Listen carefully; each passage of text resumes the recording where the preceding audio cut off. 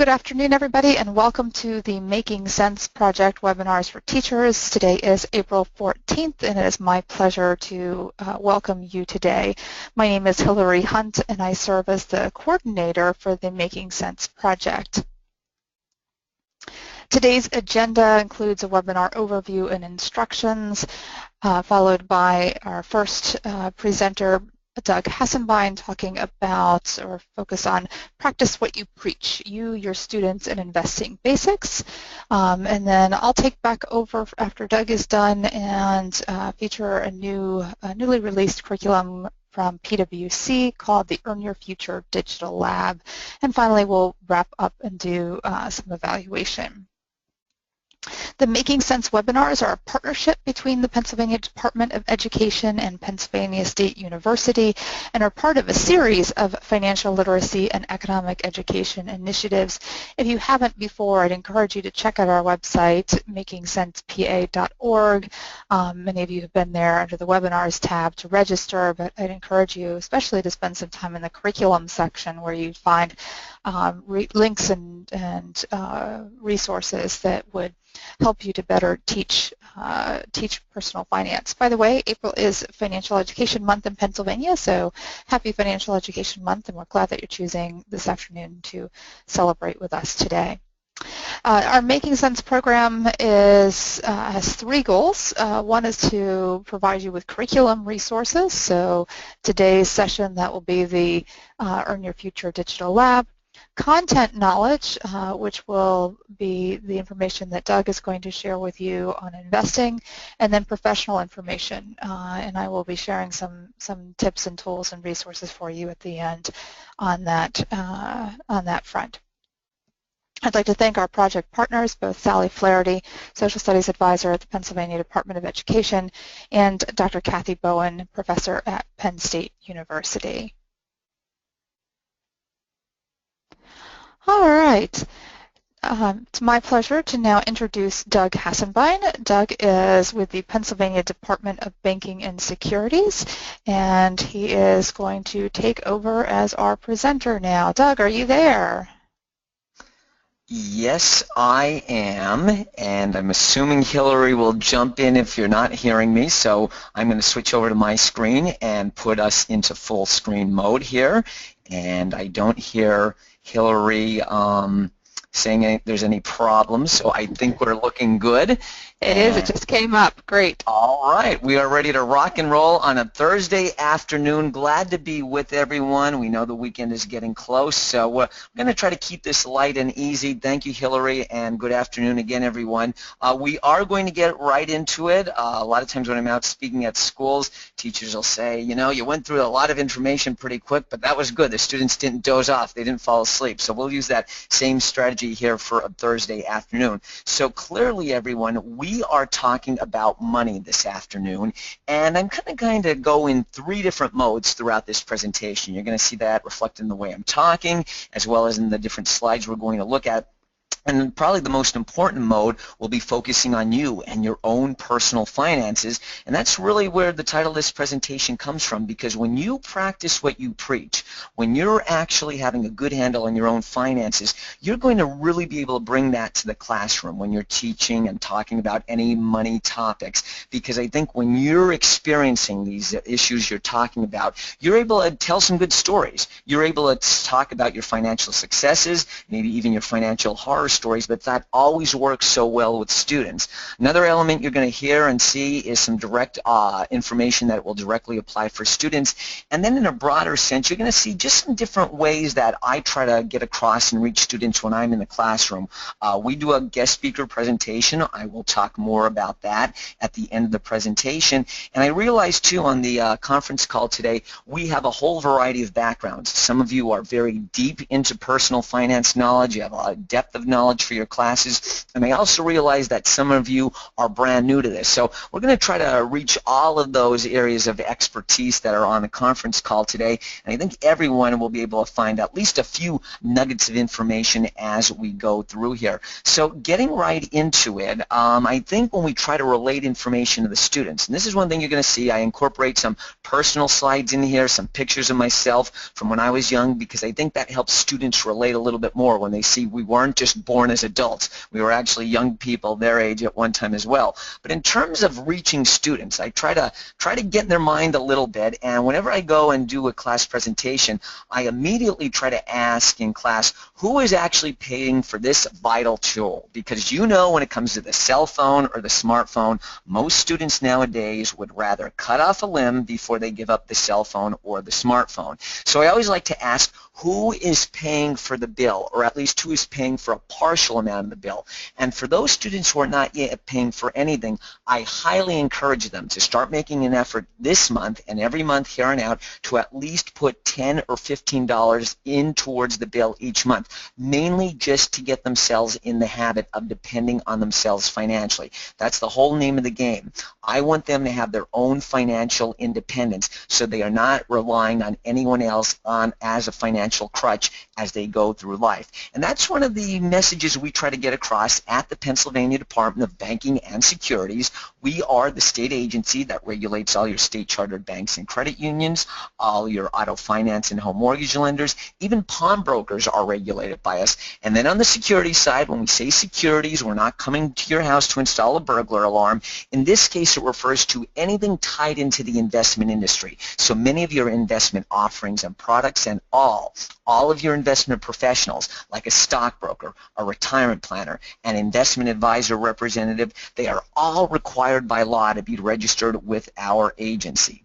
Now, in terms of that note, a little quick background on me. How the heck did I get here? Well, from the time I was a little kid, my original career goal was to get into TV news. I initially wanted to be a news anchor or a reporter or a meteorologist, so I went off to school to Shippensburg University. I went for communications journalism, and when I was in school, even after college, I worked part-time at a number of different radio and TV stations, and all throughout that time I was getting some experience for that. And on this note, this is where I relate to a lot of you as also being a news anchor in the newsroom, if you will. Because just think about any TV news station, your local TV news stations today.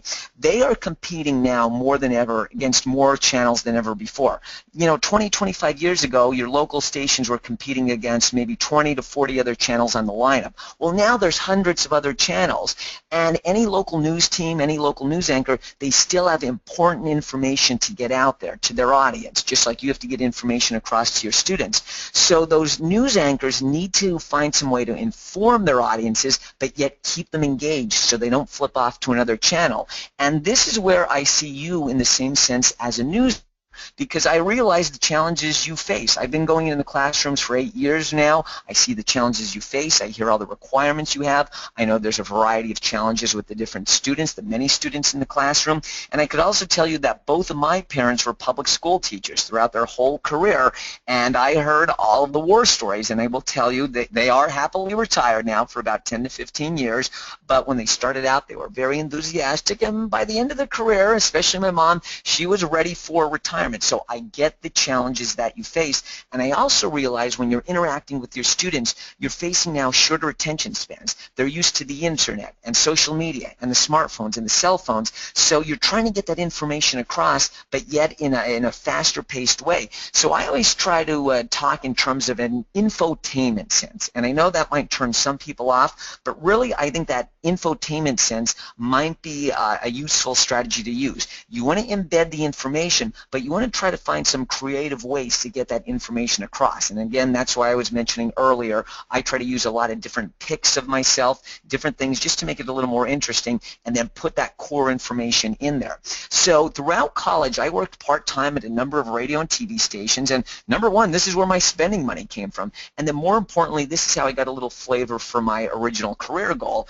And obviously, after a while, I decided I wanted to go in a different direction. And I always tell students, that's fine, but anytime you you get into a new job, give it at least a year to learn the ropes, and then if after a year or two you're not in your comfort zone, move on to the next phase of your career. For my case, my first full-time position was with a different agency in the Commonwealth of Pennsylvania, Department of Human Services, and this is where I served as an employee human resource analyst. In a nutshell, I had to hire and fire people. Now, trust me, despite what you see on TV, firing part of the job, no fun at all. But thankfully, I was able to see employees leave under better circumstances because I also had to process their retirement transactions. So here I am, punky kid just out of school. Well, here's employees who had been working 30, 35, 40 years, and they're telling me how over all these years they always took part of each paycheck and put that money into long-term savings and investments and their own workplace retirement plan. Well, after all these years, these employees built up this nice nest egg on their own. Combine that with the workplace retirement plan. I saw some employees, as they were retiring, they were able to afford to move off to another state, to buy or build a new house they always wanted. But ladies and gentlemen, not going to kid you, was not always fun and games all the time. I'll never forget one gentleman had to retire early to take care of his son. His son was in a bad car accident, burned over 50% of his body. Health insurance did not cover all the costs, so he needed that nest egg money for a very important reason. So this job right here on your screen, this is where I saw firsthand the power, the importance of saving and investing on an everyday, real-world basis. So this is where I gave myself a crash course in investing. I had to teach myself the difference between saving and investing, the difference between stocks and mutual funds. I had to teach myself what exactly an IRA was for retirement because I saw how important it was to financially rely on myself and not use anyone else as a financial crutch. Then eventually, based on this ongoing interest, made my way to my current agency, Pennsylvania Department of Banking and Securities, and specifically I'm in our Investor Education and Consumer Outreach office. And in our office, we serve as a go-between the general public and the experts in our office. So we send messages both ways. And we travel to all 67 counties, and what I really like about this job, no matter who I'm talking to, I can really relate to a lot of the general questions I get from general consumers. Doug, how do I get started with investing? And what's the difference between a stock and a mutual fund? And what exactly is an IRA for retirement?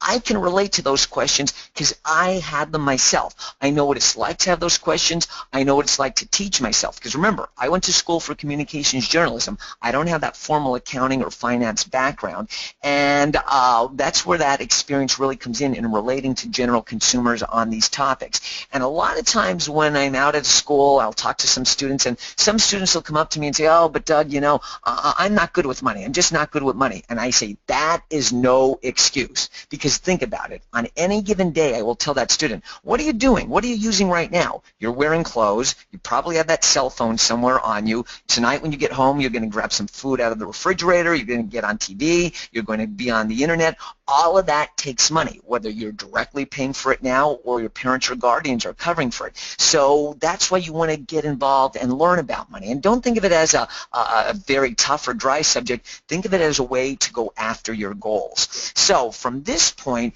I want to switch gears just slightly and start in the opposite direction that I usually do, but because we're focusing on you first in terms of you being able to truly practice what you preach, I want to talk about this topic, retirement plans, and certainly many of you who are in the public school system and myself as a state employee, for our retirement plans, we are on the endangered species list. I think you know from the many headlines that are out there, pensions are becoming a rare breed now.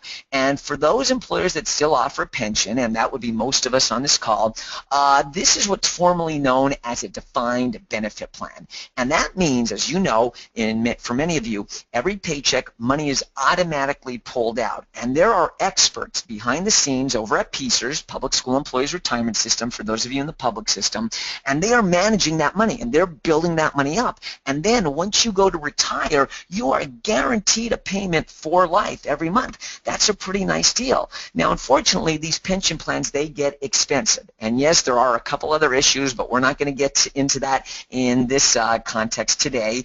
And I don't have any secret answers for you on the pension, and don't worry, there's no secret answers I'm aware of right now. everything's still status quo. But the bottom line is, I think many of you know, many private sector employers have already moved out of these plans. Even public sectors have. And some of you may have a significant other in another employer, and they're probably on a retirement plan more like this, a 401k plan or 401k equivalent. And the formal name for that is defined contribution. And I say contribution in the sense that you now need to contribute your own time into this. Because if you opt to participate in the 401k plan, that means, yes, again, every paycheck, money's going to be pulled out, but now you don't have those experts behind the scenes to manage it. You have to look at the offerings within that 401k plan, and you or your significant other needs to determine where is that money going to go. And this is why it is so important to have some knowledge on this, and this is why it is so important to educate students so when they have this, they know what to look for. So many times you will hear people saying, oh yes, I'm putting my money in my 401k, but where in your 401k? Perhaps that's too conservative for your age. Perhaps it's too risky for your age, depending on that specific offering in your 401k. So it is so important to be able to understand it, and not only as you're building money up for retirement in a 401k plan, but then think of the backside. Once you retire, again, you don't have those experts behind the scenes like you do at a pension plan. In retirement, you need to make sure that you're withdrawing enough money to survive in retirement, but not withdrawing too much, because you want that nest egg to last, and many of us are living longer in retirement. So important things to consider, and that's why it's so important that you go over this with students in the classroom. This is going to vary from one employer to another, even from one district to another, but some employers offer additional plans in addition to a pension or 401k plan. You're going to have to ask your human resources office. The titles will vary, and some employers do offer an optional plan, some do not. Also, some employers, again, whether it's for you or your spouse, some employers will offer free money towards retirement. No, they are not going to put this in the palm of your hand, but if you are contributing into the retirement plan, they are going to match your amount up to 3%, up to 5%. Oftentimes, it is recommended that you put in at least enough to get that full match, because that full match is often viewed as free money. Now, you could remember, too, another important point to keep in mind is that no job is guaranteed forever, no matter who you work for. I think we're all aware of this. We all know the headlines that are out there, and we're constantly seeing headlines like this. And I used the same exact slide at a teacher's conference I was at back in November. And I remember I was talking about this slide, and I had a teacher who quickly raised his hand. He goes, Doug, I don't know if you know this, but in this example you have up there on the screen, Wilbur Chocolate, that company's actually older than Hershey. I didn't know if you know that. And I said, sir, this is not an example I made up. This is a real headline. He did not know about this headline. He could not believe that this was happening. And this is how it often happens with layoffs, where all of a sudden you're laid off and you least expect a headline like this, or at least expect a job announcement like this. So none of us should ever totally rely on the workplace retirement plan. I think it's always good to have our own plan in place, and we could all achieve that through what's known as an individual retirement account, or an IRA for short. And honestly, I like to think of it as one of those big fuel storage tanks that you see on the side of the highway. Essentially, that's what it is. It's a storage tank for your retirement money, and you decide what you want to put in there, what types of savings vehicles, what type of investment vehicles. You see them listed on the right hand of your screen there. And then per month, per paycheck, you put money into the tank. It's going to go into those individual vehicles, and you're going to build money up. And generally speaking, for the most part, once you put money in there, it is locked in there until you are age 59 and a half. And it's purposely designed that way so you have money built up once you retire. For our purposes today, we're going to briefly focus on two main types of IRAs, the first being a traditional IRA. And in a very brief nutshell, with the traditional IRA, any money you contribute into there is usually tax deferred. Usually you could claim a tax deduction, and that might mean more money in your paycheck. So maybe you could put a little more money in, and then even as those savings and investment vehicles are growing within that IRA, they're going to grow tax-free. As you're getting those earnings, they're going to grow tax-free. Obviously, after age 59 and a half, you could start making withdrawals, but you must start taking at least a partial withdrawal by age 70 and a half. Why? Because you didn't pay any taxes yet, and the government would like its taxes. Now, some people say, hey, this is pretty good for me. I think I'm going to be in a lower tax bracket once I retire, and I realize I'm going to have to pay taxes, but if I pay a lower tax rate, that's good for me. Now, other people might say, well, I'm younger, I have a long time horizon, and you know what? I think taxes are only going to go higher and higher, so they like the idea of a Roth. And a Roth, generally speaking, is kind of just the opposite with taxes. With a Roth IRA, any money that you're contributing has already been taxed. And then somewhere after age 59 and a half, whenever you want to pull money out, there are no taxes whatsoever. Even the earnings are all tax-free. In terms of what may be appropriate for you, that's going to be a personal decision. There's no right or wrong here. Ultimately, you'll want to talk with a tax preparer, maybe your investment professional, or this is going to be the first of several booklets that we have on our website that I'm going to reference. But a lot of good information is in our Maximize Your Retirement Investments booklet. And if you can't catch this address right now, you're going to see the same screen with our address several more times throughout the presentation, so don't worry, but I'm going to reference a couple of our booklets, but a lot of good information just to give you an overview of the various information that exists out there on retirement plans. Now, a lot of times we think of investing strictly for retirement, and certainly that's a big reason to invest, but you could certainly invest for other long-term goals, and I bring this up because in a lot of classrooms I go to, I know in the classes they are doing some type of stock market simulation or stock market activity tied into the stock market in real time. And certainly this is a great way for students to see what's going on in the markets, but we need to keep in mind that if students are doing any type of stock market simulation like this, they only have this for a finite period of time. At most you have them for a school year, maybe you only have them for the semester, maybe you only have them for a marking period, and sometimes that may not be enough time for students truly to see the total ups and downs in the markets and all the gyrations that go along with it. And so if you are doing any type of stock market simulation in the classroom, please follow that up with some good lessons to really expose them or explain to them all the potential situations in the stock market. Because during that time you have your students, maybe you're in a very good market period and the markets are going up, up, and up. Students might get the false impression that, hey, if I invest, it's like money growing on trees. I'm going to just keep making money. Or maybe you have students during a marking period where the markets just go down or in a bad market. Well, maybe they end the simulation with less money where they started. That may leave a bad taste in their mouth, and they may say, hey, I'm never going to invest again. This was a horrible experience. So you need to supplement any simulation with some good lessons and use the resources on our website and certainly other resources that exist that are out there. And the other thing that sometimes I get a little bit concerned about, I will come into a classroom and I see students quick logging on. They want to see how much money they made from overnight on their investments. Maybe they quick sold something, maybe they're buying something. And I know in some classrooms, students are required to make so many purchases or sales of their investments per week. Now, there's no necessary right or wrong to that, but sometimes for general consumers, if they're doing a lot of buying and selling very quickly on a daily or weekly basis just to try to quick make money right now, sometimes that could backfire. It's certainly one thing to do a lot of frequent trading if you're actually working on Wall Street or if you get to the point where you're really knowledgeable on these topics. But for some people who are just trying to make a lot of money very quickly, there could be some implications there. And one example is if you buy a stock, you're going and then sell it and you make a profit, it's great to get that profit. But we need to be aware of something, because let's just say back in January, you bought Walmart stock. And anyone who monitored the markets, you know since the winter, we had a downturn. And just now lately, we're coming back up. We're actually doing pretty well as of right now.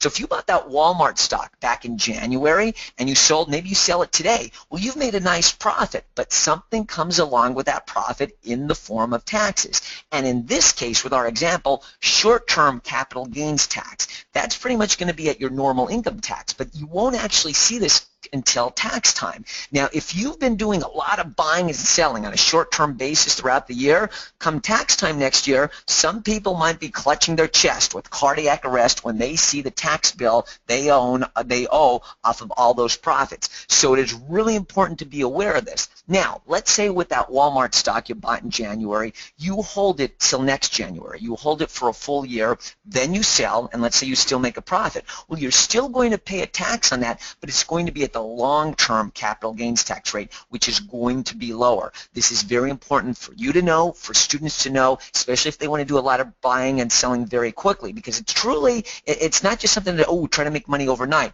You're really building money up for long-term goals. Also, if you do ever experience a capital loss, meaning you sell an investment and it just does poorly and you actually lose money, you could claim a portion of that on you as a tax deduction as well. Certainly more details are on the IRS website. Just go to irs.gov and in the search box, do a search on capital gains and losses. You'll find a lot more information there.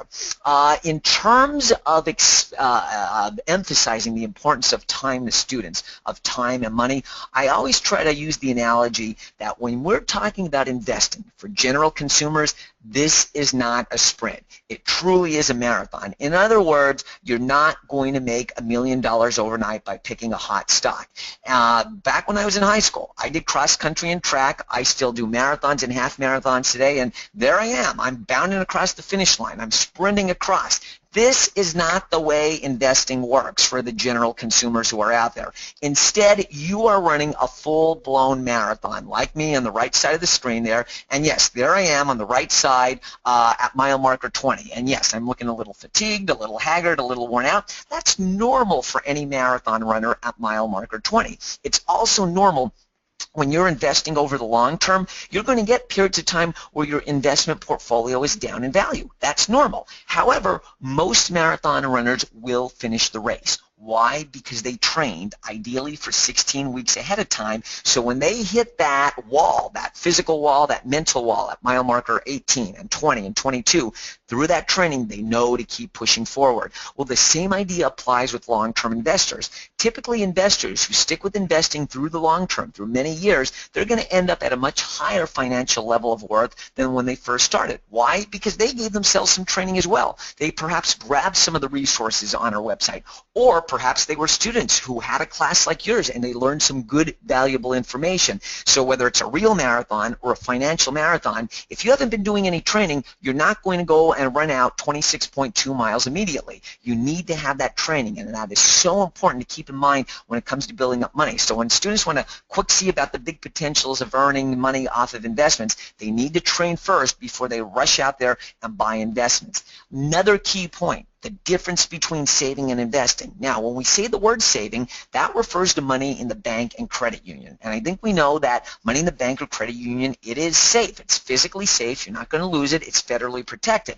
And generally speaking, we say that saving is for those short-term goals, goals that are less than 10 years away. And that could be for any types of goals that come up on a daily, weekly, monthly, yearly basis, or certainly unforeseen emergencies or urgent needs. Now, I've been pointing out to students these past couple months that if I was standing in front of their classroom a couple months ago, I would have had a little bit of a space in my mouth, because as you can see, there's that little space there, and I had a bridge that popped out back in August, bridge being a fake tooth, because my baby tooth never came in. So I've always needed a bridge there, and a couple years ago this bridge started to come loose, but the dentist said, let it in there, they're too tricky to pull out. Once it pops out, then we'll take care of it. Well, I do have health insurance, I do have dental insurance. Fortunately, insurance was only going to cover half the cost. That meant I needed to cover the other $800+ out of my own pocket. So this is where I tell students, once I learned of this, I added another category to my money breakdown. And this is what I really want students to start doing right now, and do this indefinitely. Now, on this money breakdown, these are categories that I thought might apply to students right now based on their point in life and their age. And a lot of times I'll get students asking me, well, Doug, why do you have car in there? Isn't it a little early to be talking about a car? Well, I'm going to assume that most students want their own car at some point.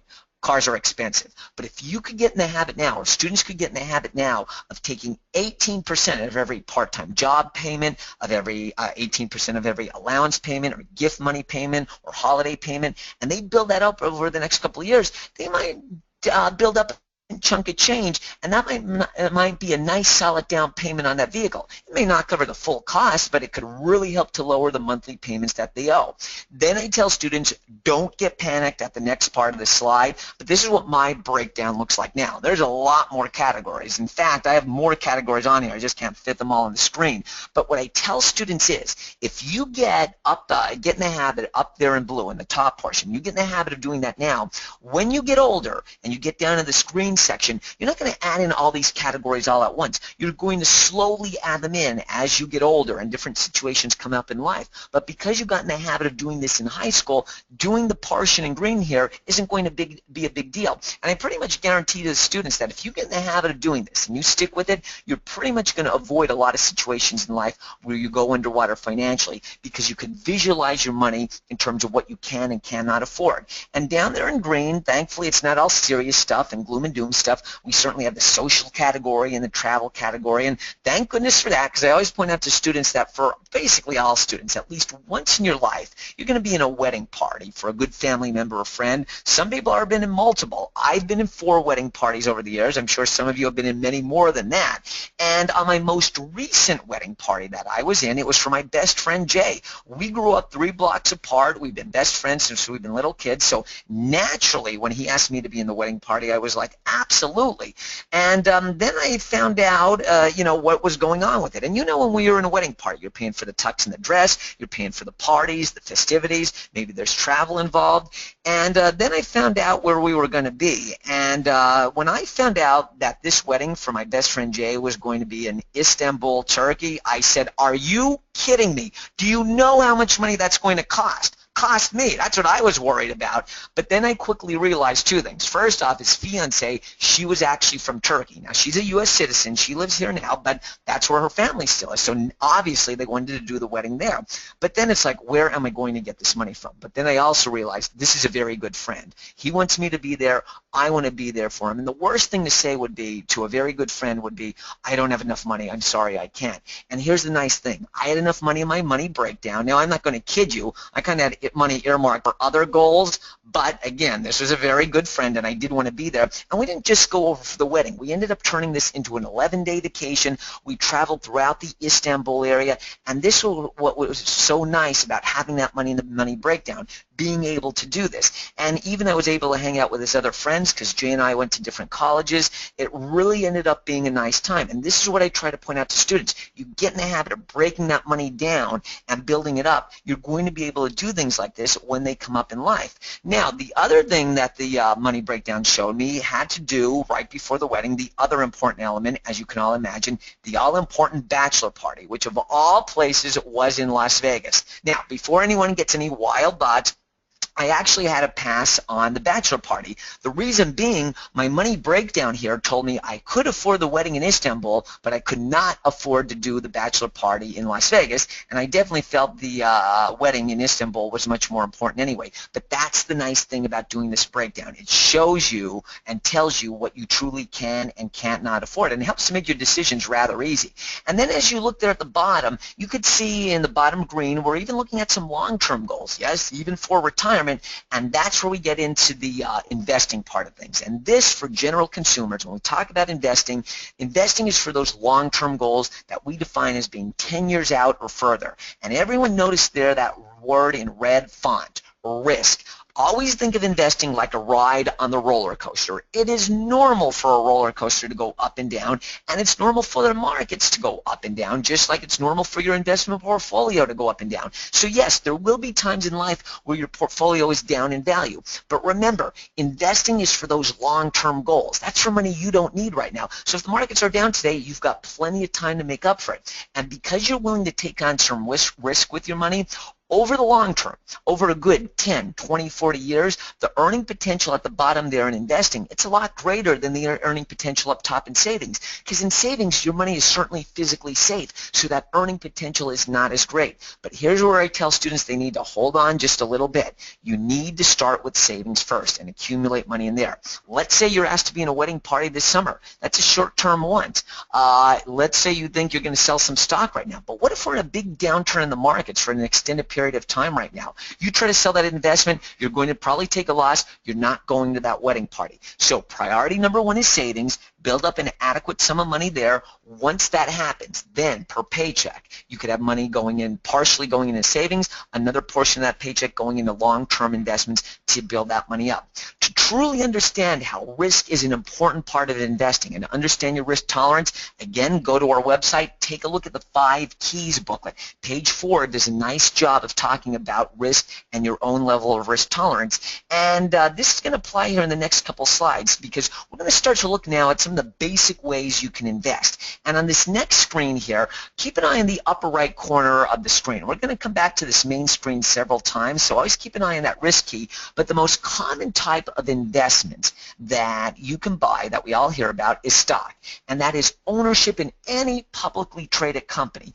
And when you buy stock in a company, you own a little sliver, a little piece of ownership of any publicly traded company. And there's hundreds, even thousands of companies you could buy stock in.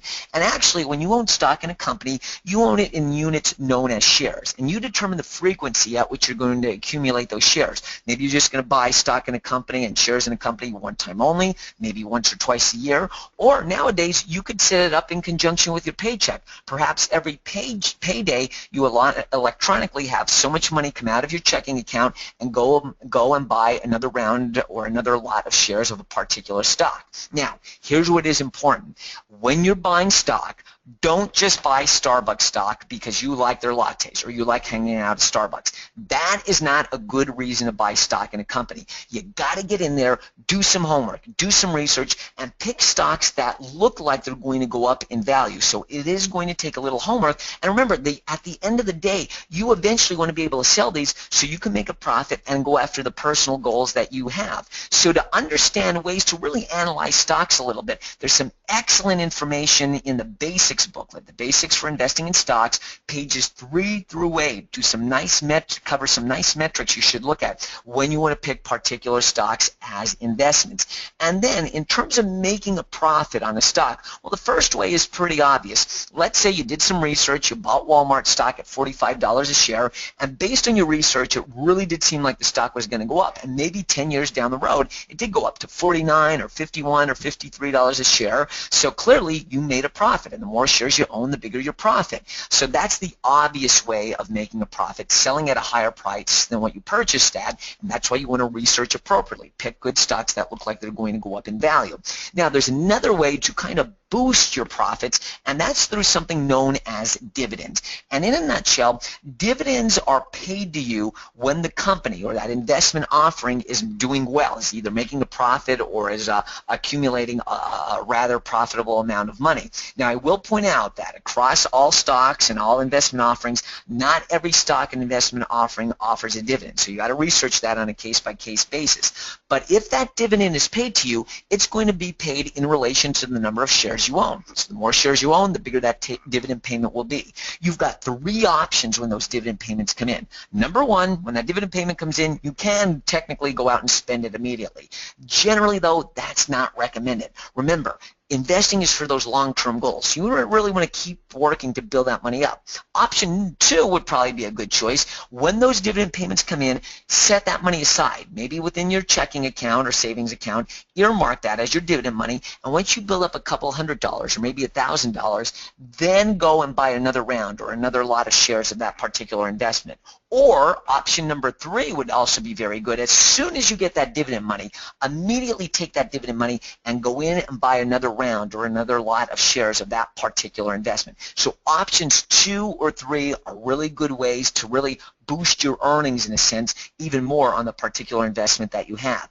If you would like to read more on dividends, again, take a look at the Basics for Investing in Stocks booklet. Page 6 does a nice job of talking about dividends. Now, when it comes time to pick individual stocks, especially for students or adults who are first getting into this, they're going to say, you know, this is the first time I'm getting into it. Should I just pick my favorite companies that I know? Well, you know what? I love to shop, so I'm going to buy all my favorite clothing company stocks. Well, on the surface, that sounds like a good plan. That's what you're familiar with. But very quickly, that could become dangerous if that's all that you're picking. So let's say that's all you have in your portfolio. You only have your favorite clothing company stocks, nothing else. Well, maybe 10 years from now, you would like to sell those clothing company stocks to put a good down payment on a house or a car. Well, maybe 10 years from now, we're in a bad economy. General public's not buying a lot of clothes, especially at the high-end stores like Hollister and Gap and Macy's and Nordstrom. You try to sell, you're going to take a loss. You're not going to be able to afford that down payment. So it is so important to diversify. In other words, don't put all your eggs in one basket. Maybe limit your portfolio to 2 or 3 clothing company stocks. Then have 2 or 3 tech stocks like Dell or Google, Yahoo, Facebook, Twitter. Maybe a car company stock, maybe an airline like United, maybe some household stocks like Nestle, Hershey, Coca-Cola, Johnson Pfizer, Procter & Gamble, General Electric. You want to mix bags, so if one sector's down, another's up. Now, I'm not going to kid you. It can be a little complicated to have a well-diversified portfolio full of stocks. Generally speaking, and ideally speaking, you need about 15 to 50 different stocks in your portfolio to have a well-diversified portfolio. Now, some young people, especially students or college students, they like doing this. They like picking these individual stocks, and over the years, you're gradually going to need to sell off some stocks, add in some new ones just to keep an appropriate level of diversification, and some people will stick with this habit throughout their life. They really like doing it, and that is great. But sometimes what happens, people start off hot and heavy with this. They like tracking their diversification and gradually buying and selling as needed, but then they get busy with their work life, or they get busy with their family life, and maybe they have kids of their own, and all of a sudden they no longer have they no longer have time to keep track of all this, and they start to derail a little bit on their diversification. Or there's other people who just say 15 to 50 different stocks, that's a little bit much. So there are other ways to invest. One of those other ways to invest we'll get to in a second, but if you want to expand more on diversification, see the basics booklet. Page 3 does a nice job of explaining that. But if you're looking for some other ways to invest, you can actually work with an investment professional, such as a stockbroker or an investment advisor representative. And we have 2 very good publications on this on our website if you would like to understand the differences between stockbrokers and investment advisor representatives. The other benefit with these 2 publications is if that you have any students who think they might want to get into an investment career, let them read through these booklets. They could get a little bit of a flavor as to what it's like to work as an investment professional. So this could be a way to work on purchasing stocks and other investments if you don't want to do all the nitty-gritty legwork yourself. Now, sometimes there's individuals, they don't quite feel comfortable working with a professional yet, and they don't want to pick all these individual stocks yet either. So there is something that's basically a middle ground approach, and that product is a mutual fund. And honestly, you could think of a mutual fund as being a basket. Basically, you could think of a mutual fund as being a pre-packaged basket because it's going to, in a sense, be empty for you. And the nice thing is you don't need to worry about filling this basket. You're going to buy a mutual fund, typically through a mutual fund company or another firm, and this comes pre-packaged for you. It's filled with hundreds, maybe even thousands of stocks, and they're all in this one fund. You just need to buy one fund. And then the other plus here is that any mutual fund company is going to have some type of expert monitoring this, and it's that expert who will decide which stocks need to occasionally be sold off or what stocks need to be added in to give it that appropriate level of diversification. And in terms of starting off, you could never go wrong with a good generalized mutual fund. Now, you could get more specific. There are some mutual funds that only have tech company stocks or only oil and gas company stocks or only foreign-owned stocks. So you could really get specific if you would like.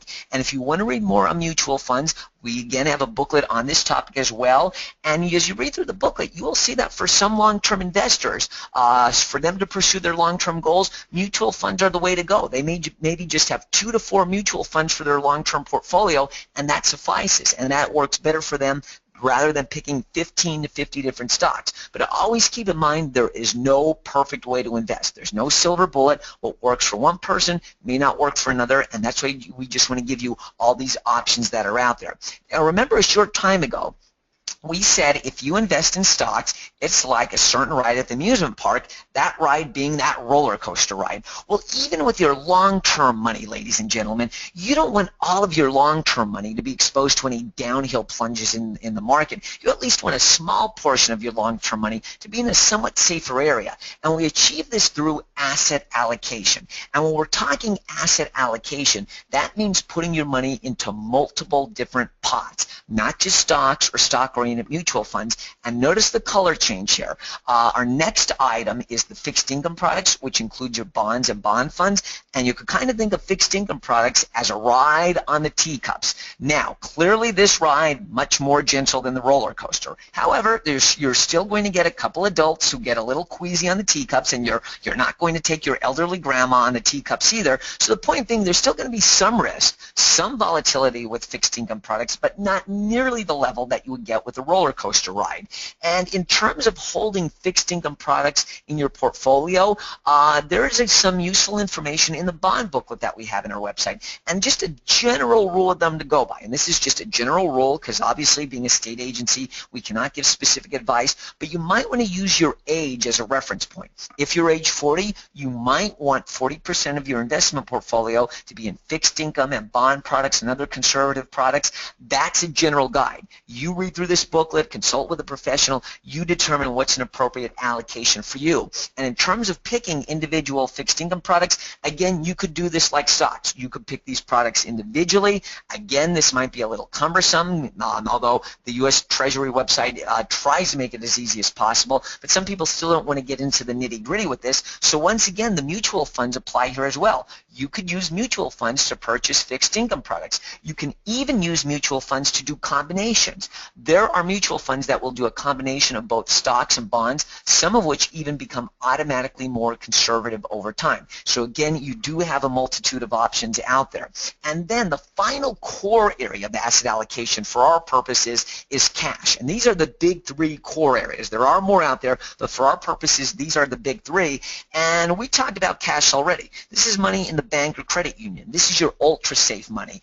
And you can kind of think of this as a ride on the monorail. Now, anyone could ride the monorail. Even grandma, no one's going to get sick on the monorail because there's no risk there. And of course, that means with such little risk or no risk, the earning potential isn't as great. But if you've been investing for many years, and maybe you're getting close now to retirement or any other goal that you've been investing for, you probably want to move away from those downhill plunges on the roller coaster ride and even the jolting of the teacups. So we know any money here, it's going to be safe, not a lot of earning potential, but you're in no danger of physically losing it. So very important to keep in mind. And then here's where we start to tie it all together. Looking at the long-term view of the markets from the early 1900s all the way up to today, you can see we have gone in an upward direction. But as you can see, we are not, although we're going in an upward direction, this certainly is not a smooth straight line. There are plenty of bumps in that road as we work our way up, even some craters in that uphill climb, and it's in those craters, that's where some people, some general consumers start to panic when they see the markets are down and their share prices are low and there's all types of negative headlines on the news and on social media. People are saying, get out of the stock market, sell everything you own, it's a horrible time to be in. Well, ladies and gentlemen, when we hit those low points, I need you to keep a level head. That, of course, is known as a bear market. No matter how loudly that bear growls in a bear market situation, do not be afraid. In fact, this is actually like a sale in the stock market. The price per share of those stocks, mutual funds, they're really cheap. This means if you're buying in a bear market, you could buy a lot more with your money. But some people get so panicked, they say, that's it, my portfolio keeps going down, I can't take it anymore, and they just want to sell everything and take whatever money they could get. Well, ladies and gentlemen, when you sell in a bear market, you've now locked in that loss. You no longer own that investment. You don't hold it anymore, so when the markets come back up, and look at after all those red circles, eventually the markets will come back up. May take a couple years, but they will come back up. You no longer hold those investments, so there's no way for you to get that higher value back. But if you would just sit tight, look how high we go in some cases. In those high points, that's a bull market. And if you hold on now in these high points, your portfolio is going to be worth a lot more. But here's where I want to zero in on asset allocation just a little bit more because so many people get messed up here. And I point out to students, when you start working full-time, for many of them in their mid-20s, most employers are going to start requiring that you participate in the retirement plan. And students are like, what? Retirement? I say, well, you're not retiring now. You're just building money up. Remember, we're doing that financial marathon. We're building money up over the long term. So certainly a young person like this, a lot of the money they're putting into their retirement account could go into stocks or stock-oriented investments. That portion there in the yellow, that's going to be like your growth engine. That's going to really fuel the growth of your portfolio. And really, when you're young like this, you're in an accumulation phase. You want to accumulate as many shares as possible. Well, let's say right when this individual starts working in their mid-20s, we hit a vicious downhill plunge in the market. We're in the downhill plunge in a bear market. Well, sure, the dollar value of this portfolio, it's going to be down in value. However, at this age, are you close towards retirement? Absolutely not. So if you're putting in $50 per paycheck, just think how many more shares you're getting during a bear market because those shares are so cheap. Fast forward then to age 60, and this individual has become a lot more conservative now. We have a much bigger allocation of fixed income products, as you could see in orange there. And let's say right before this individual goes to retire at this age, once again we hit a vicious bear market. Well, sure, this portfolio, it's going to be down some in value because we have some exposure to stocks yet, because we still want some growth even during our retirement years to fuel our retirement lifestyle. But this person's not going to be inheriting too much. But there are some people, and this is what really happened in 08 or 09, they forget about asset allocation. They keep their asset allocation mainly all in yellow, mainly all allocated to riskier stock-oriented investments. And then maybe right when they're about to retire, we hit a vicious bear market, and now they're going to be hurting. So this is why it is so important to pay attention to asset allocation. And as you get older, closer towards any investment goal or retirement, get off that roller coaster ride and start riding the teacups or the monorail to smooth out the potential for those big, big, big downhill plunges. If you would like to read more on asset allocation, good explanation in the 5 Keys booklet, please see pages 7 through 8. And then, final part with the chart here. A lot of people will be saying, how do you know when the markets are going up or down? And you might hear people speculate on the internet, on the business channels. No one truly knows for sure. And for general consumers, the easiest thing to do is, like we talked before, put in maybe $50 a paycheck or whatever you could afford per paycheck or per month. And here's the nice thing. If we're in a bear market, you're buying so many more shares because they're cheap. Then maybe a year later, we're in a strong bull market. Well, now those share prices are really expensive. Why try to put in more than $50 a paycheck? You're not going to be able to afford any more shares because they're so expensive. So you're being smart by capping it at $50 a paycheck. You're still buying, but you're not, in a sense, trying to overbuy when things are so expensive. The only way it might make sense to put in more than $50 a paycheck would be as if you get a pay raise and you could bump your regular contribution up to $51, $53 a paycheck. By all means, do that. But that's what dollar cost averaging is all about. It takes the guesswork out of the markets or prevents you from trying to time the markets, and that's really tough to do. If you'd like to read more on dollar cost averaging, you have to look closely, but on pages 11 and 12 in the basics booklet gives a nice little explanation there. Well, like class, we are getting close to the bell. Not yet, and I know Hillary's going to give me the hook soon, but we are getting there. But I always save the best part for last with compound interest. A couple more slides to go, but I love ending on this part. When you get a chance, Google compound interest. It's just fascinating to see what comes up when you type this into Google or Bing, whatever your preferred search engine is. I always like to think of compound interest as a snowball of cash, of course, and really that snowball, that's going to be your saving, and especially your investment account. So to make this work, every paycheck, you need to take a handful of cash, or a handful of snow, if you will, put that into your snowball. Again, your snowball is your saving and your investment account. Well, gradually that snowball is going to grow in size, and then you're periodically going to get those interest and dividend payments each month or each quarter. Throw those on top of your snowball. It makes your snowball a little bit bigger. You keep adding money into your snowball each paycheck. Well, now because that snowball's bigger, that next round of interest and dividend payments, that's going to be a little bit larger. Throw that on top. You see where we're starting to go here? You do this over a good 10, 20, 40 years. This eventually is what your snowball is going to look like. But ladies and gentlemen, to get the big size of the snowball, you got to reinvest those interest and dividend payments. Do not go out and spend them. Analyzing this just a little bit further, let's talk about all that spare change in the money jar. Let's say beginning this month for the next 25 years, you're going to invest $84 a month, and some of you probably have the same look on your face that I get from the students. Doug, where am I getting $84 a month? It just breaks down to $280 a day. If we could get a 5% average annual rate of return, here's what you would end up with. Not too bad, but I also realize this is not a huge amount either. You're not going to go off and buy a tropical island, and yes, this is some of the money you've been putting in each paycheck. paycheck, but let's say every time you got those interest and dividend payments, you just went out and spent them, this is what you would just be left with. Once again, this is why it is so important to reinvest those interest and dividend payments. Do not spend them. And then just to, again, always relate to your students and prove that at one point you were their age and you could relate to them as well. I like to go back to my high school days. Senior year for me, heading off to the prom, had I started investing in 1997 and would do that each month through the year 2036, because for real, 2036 is when I could wrap things up in this job. If I would have started $84 a month in 1997, do that each month through the year 2036,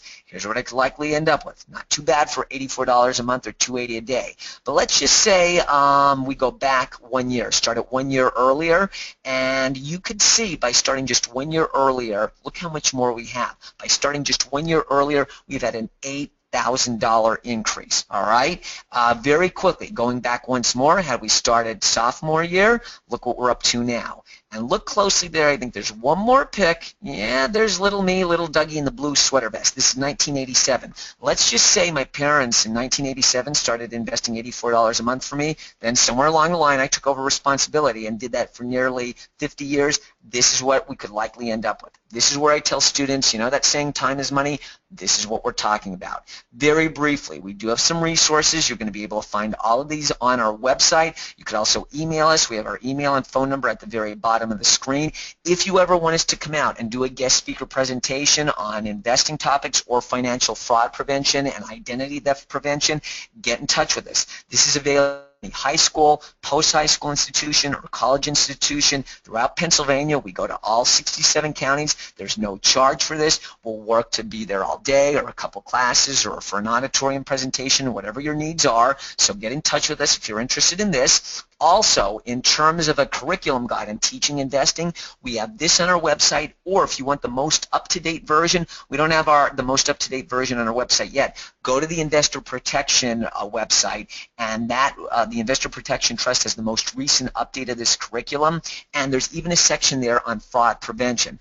Two more quick slides. We talked about all these booklets. The full series is on our website that you could download. And as we were just talking before, unfortunately, there are scam artists out there. You want to make your students aware of this information. You could also find these useful booklets on our website. Final contact information, ladies and gentlemen, is right here on your screen. This is important because if you ever want to work with a stockbroker or a investment advisor representative or retirement planner, always remember they are required by law to be registered with our agency. And sadly, there are plenty of garden variety Bernie Madoffs out there. So even if you're currently working with someone or you want to, or someone approaches you unsolicited to start investing, call us up or go to our website. On our website, look for the broker check link or the investigate before you invest link to look someone up. It is a free service. It's confidential. Or you could go to either of those websites in green. Those green websites are universal because every state has an agency like us. So anywhere in the U.S., you could confirm that an investment professional is appropriately registered. If you're working with someone long-term, check them out once a year just to make sure everything is legitimate. Ladies and gentlemen, thank you very much for your time. We will be working to get my information up on the screen or up on the website in the next couple. I've been out on the road doing a lot of presentations, so I'll be hustling to get that to Hillary. But Hillary, I will turn this back over to you right now. All right. Thanks so much, Doug. That was fantastic. I haven't seen any questions come in, but quite a few comments that I can share. We had a few folks that wanted to just say thank you for your enthusiasm, and a couple of those that really loved the analogy with the amusement park. So that was great. So thank you so much, Doug. And again, anybody that wants to get in touch with Doug and have him come out and present to your classroom, I know he would love to do that for you. So we're going to go ahead and switch things back over and move here along to the next portion of our agenda. So Doug did a great job on the curriculum side talking about information on practice what you preach, getting out there and actively investing as an educator so that you can, in front of your classroom, speak with authority and talk to students as somebody who knows what they're doing and who's walked sort of a mile in their shoes. We're going to change direction here and focus now on curriculum. So let me know if you're seeing my screen full screen there. I'm having a little bit of a GoToWebinar panel issue, so I just want to make sure that you guys are seeing my full screen. Okay, great. So going to change hats, literally and figuratively. As many of you know, I work as a financial education consultant. The Making Sense project is just one of the things that I work on. I've had the pleasure recently of being able to serve as a subject matter expert for PwC's Earn Your Future Digital Lab. And so it's great to be able to feature a new program, and one that I've been quite involved with in the development process today. So let's talk a little bit about this. First of all, PwC is PricewaterhouseCoopers, for those of you who may not be familiar with that acronym. They are one of the largest accounting firms in the country. And some of you I know, somebody's like, who's PwC? Well, that's what used to be known as PricewaterhouseCoopers. So the goals of our time here left this afternoon are to just give you an idea, get you comfortable navigating through the digital lab. I want you to be able to feel comfortable sharing basic information about the lab to other colleagues, other educators, and very much so have a desire to explore the lab more and really dig in with the resources that it offers. PwC a number of years ago developed a series of lesson plans. They are available on their website for download, and they've been available for quite some time. They were heavily used by volunteers who went out into their communities and did classroom presentations. So for example, in the Philadelphia office alone, PwC has about 1,700 folks, another 1,000 or more in Pittsburgh, several hundred here in the Harrisburg area. So folks that worked in those offices, people with accounting backgrounds, would use these lessons and go off into classrooms and deliver them. Recently, PwC increased its commitment to financial education and decided to put out what's now being called the Digital Lab, which is sort of takes from some of the concepts and the organization of those original lessons and is now filled with interactive materials that you can use online, and that's what we're going to take you through today. So both of these have 3 grade levels. So beginner is level 1, grades 3 to 5. Intermediate is 6 through 8. Advanced is 9 through 12. You see here the number of modules for each one. The intermediate and the advanced levels are the ones that have launched already. They launched just last week. You guys are the first teachers in the country to be seeing these in a PD session. And they feature the following topics here. So we see planning and money management, income and careers, so on and so forth. Stock market is only at the high school or the advanced level. And all of this is free. So everything that you see is something that you can access free of charge. This is the digital lab is what I like to call device agnostic. Everything is done online through a browser, so you can use it on an iPad, on a Chromebook, on a computer, a laptop, any device that a student might have. They can access the lab from that, and it's incredibly flexible. You can use it in a one-to-one environment where you're projecting up onto a screen, or excuse me, one-to-one where every kid has their own device, or a one-to-many environment where you're projecting up onto a screen or just have a few devices and students work in small groups. There's a couple of different templates that are used, and I'm going to talk about a little bit later if we have time. Everything is correlated to the National Standards for Financial Literacy from the Council for Economic Education, and kids love this nowadays. They can earn digital badges if they successfully complete each of the different modules. This is responding to a documented need. Also last week, PwC just put out the results of a survey saying 78% of teachers say they need more appropriate curriculum, 69% have curriculum plans or course materials for financial education on their wish lists, and 67% of teachers believe financial education should start in elementary school. So this really answers the call in all of those cases.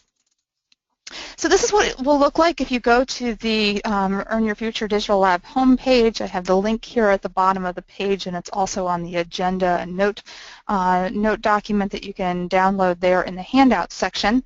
When you go there, you're going to be able to create a login as a teacher and upload your class lists and provide information, and then students will gain access using the student IDs and passwords that you generate for them there. It's a very simple and easy process to do, and if you need any help, you can email the help desk for assistance.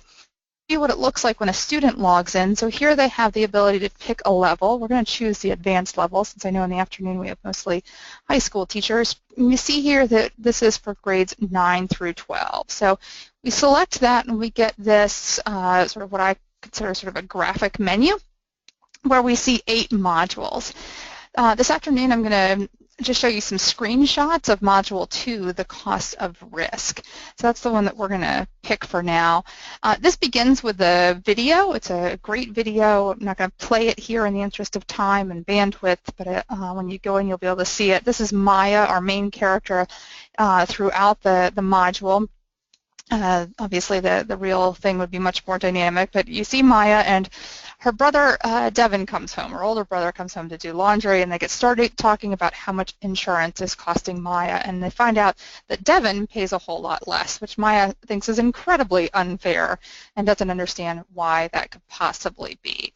So students next encounter a short animated video that explains how insurance works. They get a little bit of an introduction, and they see 5 types of insurance, information about each one, and then finally they enter a pretest. Now this little screen here, this isn't something students would see. This is just for you to sort of see the organization of how this module is sort of a roadmap, if you will. So when they finish that animation, they're going to get to the pretest. Let's find out what you already know about risk and insurance. Which of the following statements about insurance is true? So students are going to pick something here. Now, if you're going to use this in a one-to-one environment, every kid has their own device. Simple. Every kid's going to answer this, right? If you wanted to project this up onto the screen, you know, my choice would probably be to have kids provide you with ideas, maybe say how many of you think the answer is B, how many of you think it's C, so forth and so on. So again, a lot of flexibility in how you actually implement and use this in the classroom. You can see here that I've selected B. Even on the pretest, they get immediate feedback. Now on the pretest, they can't try again. They can't resubmit their answer because we're gathering data about their knowledge growth over time. But they do get some information about their answers. There would be a couple more questions there, but I'll skip those for now. And then the student is asked how much they think they already know about the topic. Again, this is just giving us a baseline of what kids think they know before going into the digital lab and once they finish the module. So bringing us back to that little outline or roadmap here, we see that we finished the introduction and the pretest. Is now time to enter investigation 1, Maya's insurance costs. Here again is another great animated video. The content, if you will, for the module really gets started here, where we start applying information about insurance to Maya's particular situation. And they find out, students find out the connection, for example, between risk and insurance. They learned that we pay to transfer our risk through insurance, and that in order to do that, we also have to pay a premium for that insurance coverage. Finally, we bring things back to the investigation with this question: how does risk relate to Maya's insurance costs? So we're sort of getting a clue as to that original question about, you know, why in the world is her insurance costing so much more than our brother's? Next, and teens love this, this is a simulated text conversation that goes back and forth between Maya and Devin, her older brother, and their cousin. And here we get some clues about why Maya's insurance costs might be higher. and how she could possibly lower it. When they're done, students then see portions of that text message exchange. They click on each of them to flip them over and get some instructional text. So here, it's sweet. I love the color. When they turn that over, they see that contrary to popular opinion, car color is not a factor in car insurance rates. The color of Maya's car will not help lower her car insurance premium.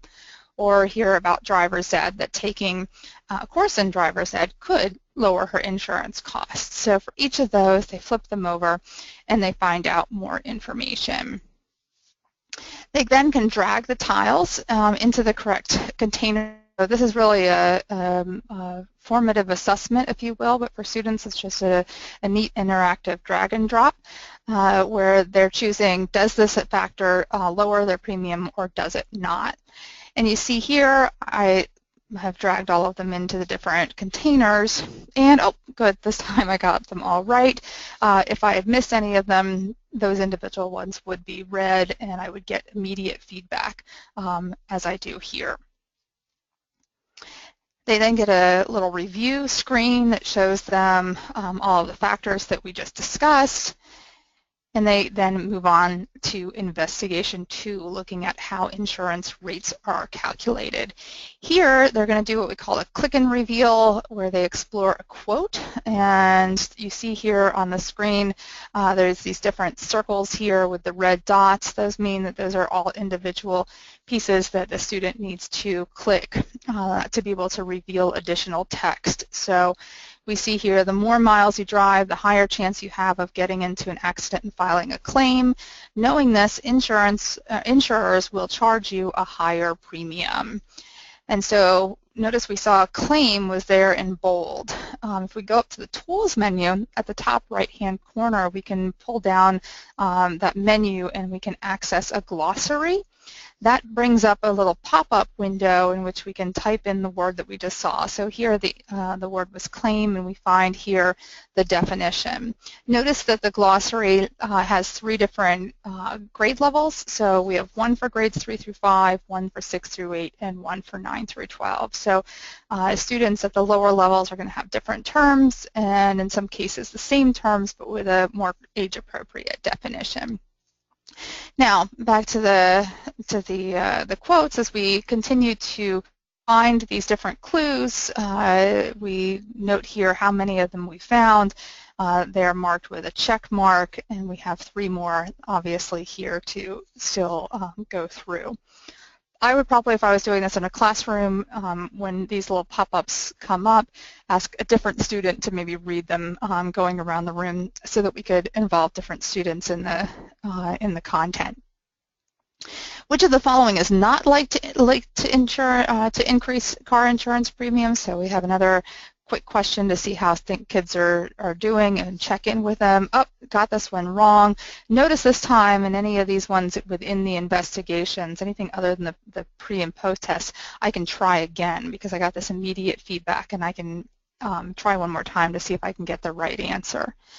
So that leads us to the 3rd investigation, comparing insurance options.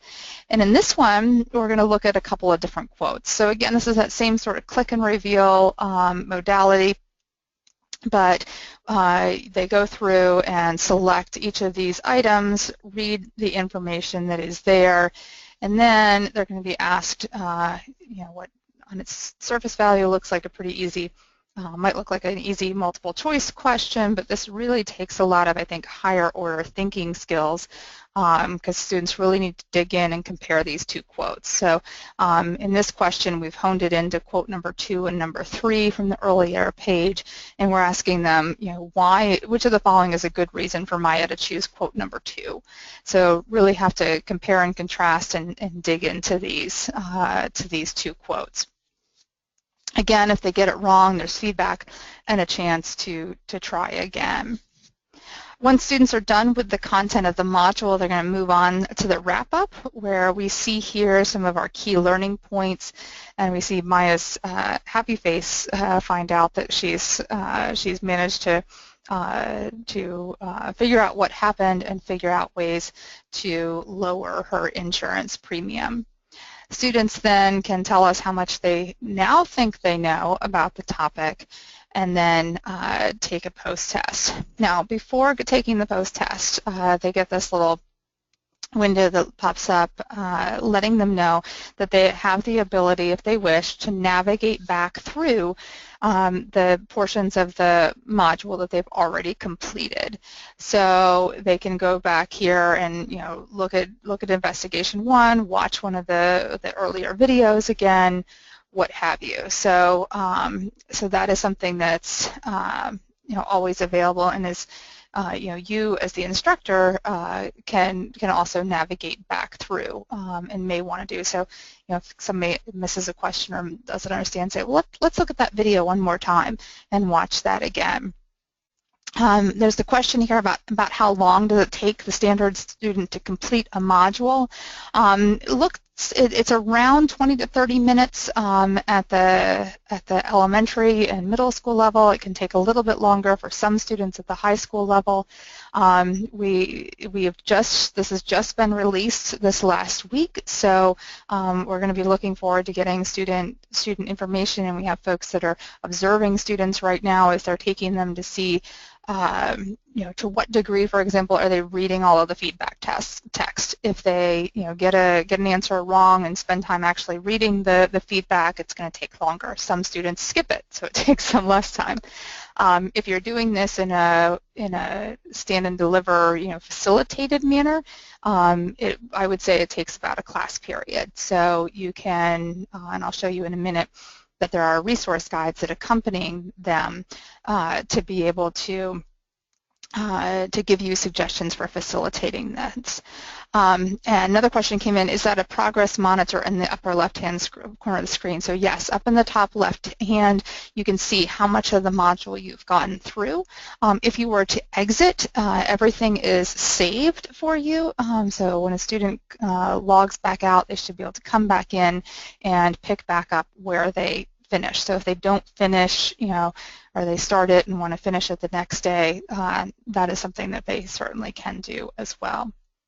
So this is just one other question type, sort of things that students will encounter. This one's a matching, comes from the post-test here. Unfortunately, you can see here that, I didn't do so well, I didn't get my badge. So I can review my results, see the ones that I missed. It doesn't always tell you, depending on the question, it doesn't necessarily tell you what the right answer is, it just tells you which ones you got wrong. So you can go back in, review information again, or try again in order to reach, to get that badge. The teacher does not yet have access to the pre and post test data. That is something that that will be rolled out as this gets launched, and as users start using the system. So that is something that you won't be able to get right now, probably this semester, but I would I've been told that hopefully by fall, after they get a fair number of users in and what have you, that is something that you'll be able to get access to. All right, so here we can see that I have earned enough points to get a badge. And again, one more question here about would I be interested in learning more. This is the back end of the teacher dashboard, and so as I mentioned before, this is what it looks like right now. That data piece will be forthcoming, but you can see that there's an ability to set a default password for your class. If you want everybody to have the same password when they first log in, you can configure a default password, and then students can go in and change it to something that they will remember.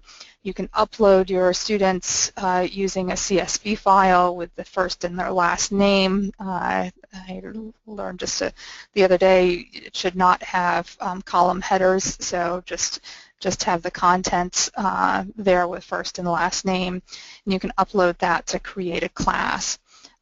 So a lot of a really great tool that I'm excited to see starting to get used in the classroom.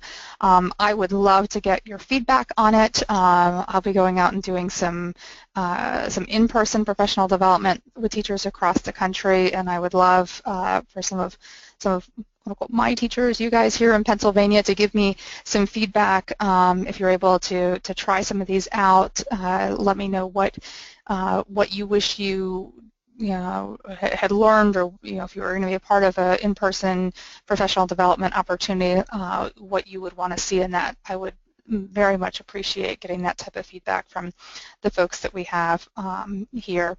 So the advanced modules, you saw that graphic interface earlier. These are the module titles and the focus of each one. I mentioned that there are different templates that are used, and I'll talk about that here in just a second. These are the intermediate or the middle school level topics and our titles and the focus of each one. One of my favorites, Can I Afford a Phone? I made the mistake of letting my son go through that one. I opened up a whole new can of worms at a conversation Mom wasn't quite anticipating having that night. But there's a lot of great content in these, and they're all a little bit different. So mentioned that there's different templates. We saw the one there on risk and insurance was a discovery template. So in there they're trying to investigate or solve a mystery. They're trying to figure out or solve for some unknown. In the personalized ones, they're going to make different choices throughout that personalize their experience. In gamification modules, they're navigating some type of quests. One of the ones at the high school level, they're trying to earn an internship at a brokerage firm. At one of the ones that will be released in the fall at the elementary, they're helping a robot prepare for the next robot game. So a wide variety there. And finally, the classic ones are more linear, but still really content-rich and have a lot of great interactives. So we didn't want everybody to have say at a level 7 completely different experiences. Wanted folks to have sort of some similarity between some of them in the functionality, but didn't want it to be totally different each time. So just to give you a sneak peek of what you'll see in some of the other modules. Here, this is from that Can I Afford a Phone one. Students get to pick which avatar, which student they would prefer to follow, which Jonas they want to be. Here they're balancing Jonas's budget so that he can try and afford a smartphone. This is a great interactive where students are adding income and or subtracting income, adding expenses or subtracting expenses to try and balance this. They get a couple of things that pop up, sort of unexpected expenses. And again, this one is for the middle school level. Finally, this is from one of the gamification modules. It's from the advanced level called Build Your Defenses, and here it has a very futuristic look and feel, but certainly I think a current topic for today, focused on identity theft and other types of financial fraud. So in this one, it's a little bit different of a flow. They go through 6 missions in order to gain points and accomplish the mission. So here you can see they did not successfully complete enough missions, but here this is what it looks like for a middle schooler that has completed 3 out of the 7. There's another one down lower if I had scrolled, but in my screenshot you can see here that they're earning some of the different badges. So while there isn't right now the grading or the post-test data piece, students could certainly log in and show you which ones they had locked or unlocked the badge to. And without successfully completing a number of those, they can't unlock the badge. So if you go in and get logged on as a teacher, the materials section has a level educator guide. So this one is in when you're in level 2, which is the intermediate. So it has the level 2 educator guide, gives some ideas about how to facilitate and use this in a classroom, which modules you might use in conjunction with others, or some suggested orders that you might choose from. And then each one has its own module resource guide. So you can download the module resource guide, and it walks you through each of the different steps, gives you some background information you might need to know before facilitating it, gives you the post-test questions, what have you. So this is a great resource that you can use. Question came in, so the modules can be completed in any order. Absolutely. So you can say, hey guys, I want everybody to go in and do this one today, or students can log in and choose whichever one they want. Again, I think sort of if there's a key word about this resource, it would be sort of flexibility. You could have different students, that have different interests maybe, depending on, what environment you teach in, that could all do different ones. Elsewhere in the lab are some additional resources that you'll find on a whole host of other jumping off point or springboard to access other resources, things that both are PwC sponsored and come from other sources. So overall, when everything is out there, I said before, the elementary school ones will launch in the fall for back to school season. When everything is out, there will be a total of 22 self-paced modules. They're incredibly flexible. There's embedded assessments that really, I think, are sort of seamless delivery, and those module resource guides give lots of tips and resources for facilitation. If you're interested in connecting with volunteers here in Pennsylvania from PwC, this is Suzanne McHenry's contact information. She's located in the Philadelphia office, but she will happily help you to connect if you wanted to try and bring somebody in from PwC into your classroom to facilitate any of these, or to do some other lessons. I would encourage you to reach out and connect with her. So we have just a few minutes left. If you have any additional questions on that, I'll continue to monitor those, but I have a couple of last-minute slides here as we wrap up. This is the last of our Making Sense webinars, so appreciate your participation in this, but always remember that you can catch up on and review any of those that you have not gotten a chance to see in our archives online. The Federal Reserve Bank of Philadelphia has some upcoming in-person training sessions over the summer. The link to their website is also in the note taker for you, so you can get information on how to register for any one of these sessions. Next week is the Financial Education Summit with Visa and the Federal Reserve Bank of Chicago. You can register to watch that online. Might be interesting to watch that with some of your students. They're talking about the future of innovation in financial literacy. This is another relatively recent tool. This comes from the Consumer Finance Protection Bureau, or Consumer Financial Protection Bureau, and it is a curriculum review tool. So neat interactive PDF here that if you enter the information and click the yeses and nos, it adds everything up for you, and it looks at content, it looks at delivery, efficacy, and other aspects of each of the curriculum. So if you're undergoing a rigorous curriculum review process, this would be a great tool to use in that. Many of you are familiar or maybe familiar with the Jumpstart Clearinghouse. This is put out by the National Jumpstart Coalition and has recently been updated. One of my favorite new features is that you can now sign in, create a profile and sign in, and I encourage everybody to do that because it now gives you the ability to rate resources. So say, for example, you have a favorite resource. Maybe you've used the NAEFI's High School Financial Planning Program for years, love it, don't know what you would do with it. Get logged on and rate it, because one of the things that they've been, teachers have said before, well, how do I know what's good? Well, now you can. We just need folks to start logging in, creating those profiles and giving input into the system so that others can benefit. I've mentioned this on previous webinars, but I wanted to remind everybody that the Pathways to Financial Success grant is currently open.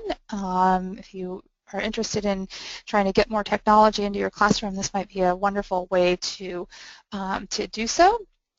And before we go, just a reminder that you can connect with us on Facebook, Pinterest, Twitter, all sorts of different places. So we'd love to make sure that you stay in the know. And with that, I will stay on for a few minutes and answer any of questions that you might have here in the time that we have remaining. But for those that are just joining the recorded version, we will go ahead and end here. So thank you so much.